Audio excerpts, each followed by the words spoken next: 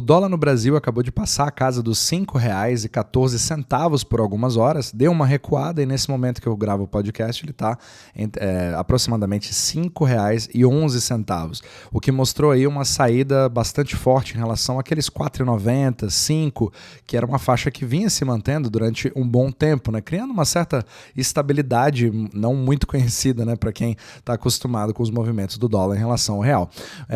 Agora, talvez você tenha se perguntar qual que é o motivo de tudo isso, por que isso está de fato acontecendo e por que agora?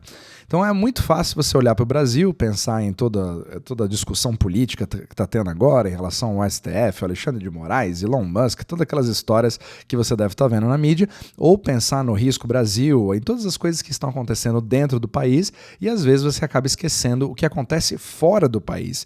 E muitas vezes essa visão macro acaba faltando para que você possa fazer uma boa análise. Então meu objetivo hoje nesse capítulo não é falar exatamente o que está acontecendo para fazer o dólar subir necessariamente, mas falar quais são as contracorrentes que de fato ajudam para que isso possa acontecer e que você possa avaliar na próxima vez que você tiver um movimento dessa forma.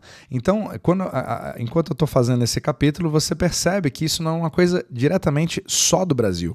Provavelmente essa subida ela tem mais a ver com o que acontece fora do Brasil com o que acontece dentro do Brasil, porque você percebe que o Japão, por exemplo, está em sérios problemas quando você tem um dólar que está a 153 ienes, né? Um país que sempre foi acostumado a 1 para 100 e que foi desconfortavelmente subindo de 120, 130, 140 e até que 150 era para ser um limite psicológico intransponível que não está conseguindo ser segurado pelo governo japonês, por mais que ele tenha feito uma mudança de mais de 17 anos de políticas de juros negativos e pela primeira vez na história recente vem com juros positivos e mesmo assim a fuga de capital continua acontecendo. Mas por que isso acontece? Na China você vê a mesma coisa, você percebe um problema quando o yuan, que estava ali na casa dos 6, 6,20, 6,50, uma coisa bastante estável, agora tem dificuldades de se manter abaixo de 7 e agora está 7,23. Então você também tem vários tipos de coisas que estão sendo várias medidas tomadas pelo Partido Comunista Chinês e o Banco Central da China para tentar controlar a estabilidade do yuan, mas essas medidas também não estão funcionando.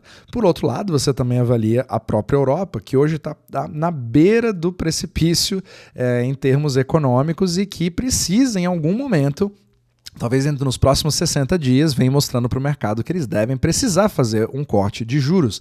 E você percebe que o mesmo processo está acontecendo com o euro, que está nesse momento $1,06, chegando perigosamente perto da paridade que a gente viu em 2022, que mostrou aquele dollar wrecking ball, né, que foi aquela bola que foi destruindo ao redor do mundo, porque um dólar forte não é uma boa notícia para a economia mundial. E eu falo muito nesse podcast, que é exatamente o pilar de um dos pontos centrais, sobre o que está acontecendo com esse capital, para onde ele está indo, por que a liquidez está tão agressiva agora nesse momento, e ela vem demonstrando uma coisa, uma anomalia muito interessante. Você percebe um enfraquecimento de todas as moedas do mundo praticamente, menos uma, exatamente o dólar.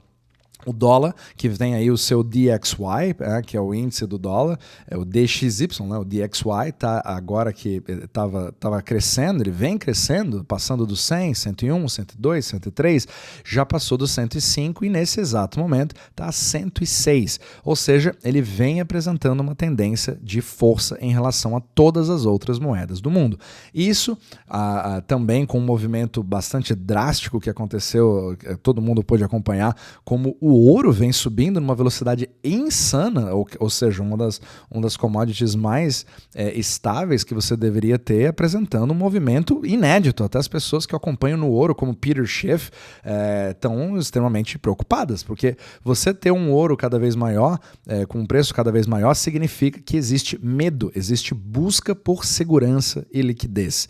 Não se trata nem do retorno que o ouro vai te dar, mas ele mostra muito a questão de segurança. certo? Então, a monetização desse mercado, a quantidade de bilhões de dólares que entraram no mercado de ouro foi simplesmente insana. E muita dessa compra é feita por próprios bancos centrais, que você percebe que estão fazendo esse movimento na China, na própria Rússia, na própria Turquia, estão comprando cada vez mais ouro para se proteger. E aí você percebe que isso sim pode ter uma correlação a partir do momento que, até de forma confusa, todo mundo coloca o foco na fraqueza do dólar, né? Se o ouro está subindo, o dólar automaticamente vai para zero.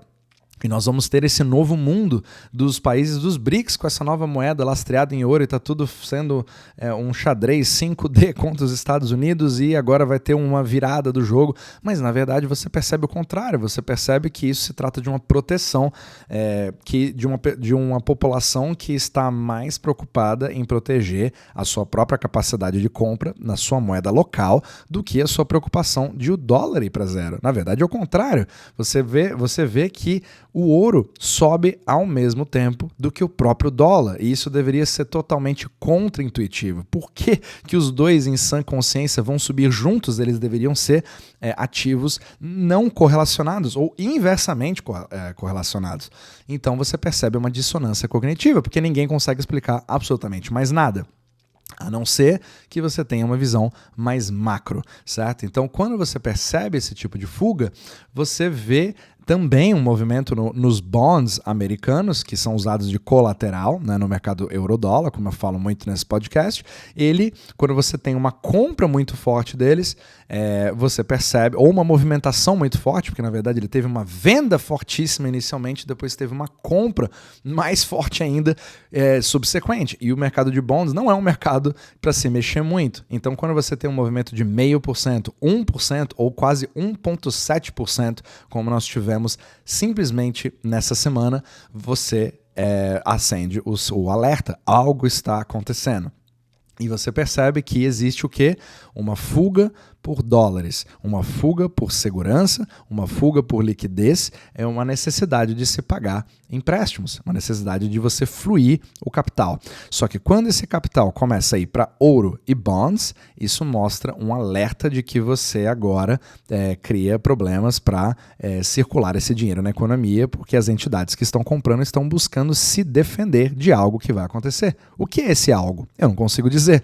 A gente só consegue entender os sintomas do sistema euro-dólar, mas você não consegue ver o paciente, você não consegue abrir para saber, não tem o raio-x da questão, você só consegue entender pelos sintomas. É por isso que é muito difícil você prever o dólar. Então, quando você percebe que você tem uma busca de uma fuga de capital, buscando segurança e liquidez para proteção de moedas locais, você percebe que também, como fuga, você vai para o único país porto seguro do mundo para capitais de mercado que não sejam o ouro. Isso se chama Estados Unidos. Então você tem uma grande migração de dinheiro que está entrando nos Estados Unidos e como você acaba tendo uma competição de capital para onde isso vai, como se fosse um wallet share, digamos assim, você acaba desinvestindo. Então você percebe que alguns mercados, como os países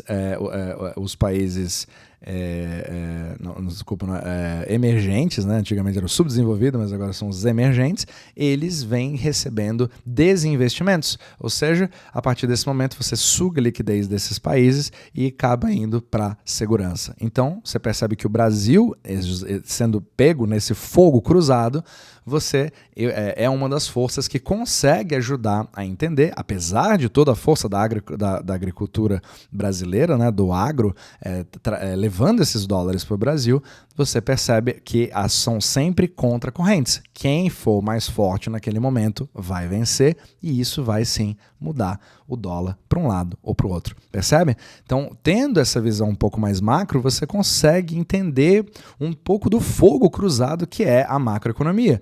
E aí você tenta aumentar um pouco mais a sua percepção de probabilidades. Não é você tentar prever o futuro. Longe de mim ser alguém que vai tentar prever o futuro. Eu não teria a menor capacidade de dizer se o dólar vai continuar subindo ou se ele vai continuar caindo, que é provavelmente uma das perguntas que eu mais recebo. Então, o meu objetivo não é ter uma bola de cristal.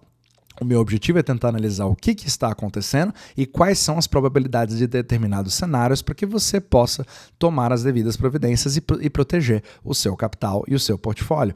Então, quando você tem essa busca, essa fuga de risco, essa fuga completa do risco, ela pode ter algumas causas que talvez sejam mais conhecidas por todo mundo. Como você vê agora na crise no Oriente Médio, você tem ali ameaças em relação ao Irã, né, ali no conflito de Israel e a faixa de Gaza, você percebe também ataques à Ucrânia que estão acontecendo nesse exato momento e, ao mesmo tempo, isso acaba respingando na Europa. E a Europa, com a economia fraca, com o conflito perto, cada vez mais perto, países entrando na OTAN, um ameaçando o outro, a França dizendo que vai retaliar a Rússia. Qual é a segurança que você vai ter em qualquer tipo de investimento nesse continente? Percebe? Que não tem uma que está se desindustrializando cada vez mais, a Alemanha sendo ali o país mais doente da Europa em termos econômicos, se desindustrializando cada vez mais, né? E você percebe que a França acaba ficando numa situação pior ainda do que a própria Alemanha.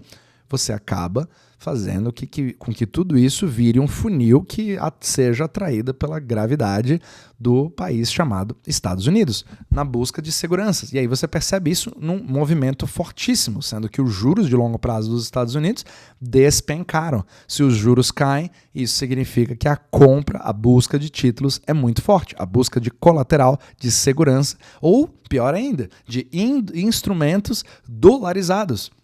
Porque se você não tem acesso a dólares, você precisa buscar pelo menos instrumentos que estejam denominados em dólares para que você consiga ter o seu passaporte para obter dólares no futuro. E você tem algum tipo de retorno, seja ele qual for, mesmo que seja mínimo, mas só de eu me proteger, de eu não estar na lira turca, ou não estar no iene, ou não estar no yuan, eu acabo criando algum tipo de proteção, aumentando as minhas reservas internacionais. O Japão está fazendo desesperadamente isso, é um dos maiores compradores de bonds do mundo, fora dos Estados Unidos, obviamente. A China também tem uma quantidade muito grande e você percebe que o Brasil acaba entrando nesse tiroteio, mas com estratégias completamente diferentes. Talvez um governo que não tenha a menor ideia do que está acontecendo para fazer realmente alguma política que vá aumentando as suas reservas. Percebe, então, como que é importante você entender todo o macro cenário em relação à liquidez e ver o mundo como uma única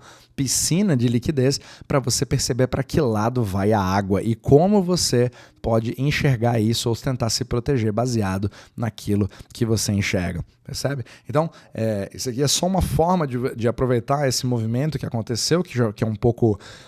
que fazia tempo que você não via isso acontecer com o real, mas que finalmente acabou cedendo um pouco mais, mas que em outros países já está muito mais acentuado, como a China, como o Japão, que você não esperaria ver tão cedo. Então vamos aguardar as cenas dos próximos capítulos, se isso realmente vai ser uma coisa que vai continuar, principalmente em ano eleitoral, que vai afetar completamente a forma que o próprio Jerome Powell está agindo dentro dos Estados Unidos e entender.